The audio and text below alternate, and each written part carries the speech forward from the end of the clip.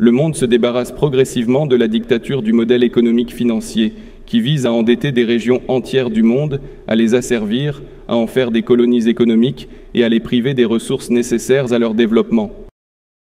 Je pense que vous serez d'accord avec moi pour dire que c'est un avenir que peu de gens souhaitent.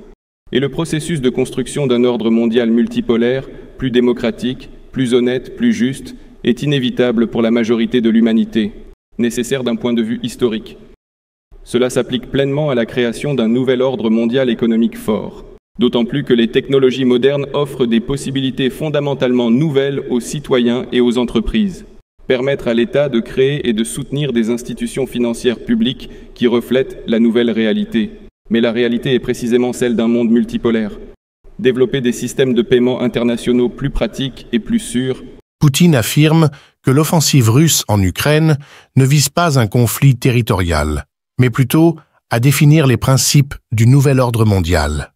Il critique l'hégémonie occidentale et estime que les États-Unis et leurs alliés cherchent constamment des ennemis pour justifier la force et l'expansion.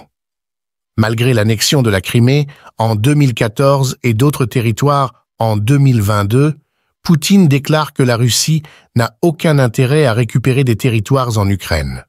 La Russie s'oppose depuis longtemps à l'élargissement de l'OTAN, qu'elle considère comme une menace, tandis que l'Ukraine craint que la Russie ne cherche à s'accaparer ses territoires. Poutine affirme que la Russie peut gérer les coûts de son offensive militaire malgré plus d'1 an et demi de combats en Ukraine et de sanctions occidentales. Il accuse également l'Occident de diaboliser la Chine et de créer un environnement hostile aux musulmans, tout en affirmant que l'époque où l'Occident pouvait dicter sa volonté aux autres pays est révolue. Poutine exprime le désir de la Russie de vivre dans un monde ouvert, basé sur des solutions collectives plutôt que sur des blocs de pouvoir.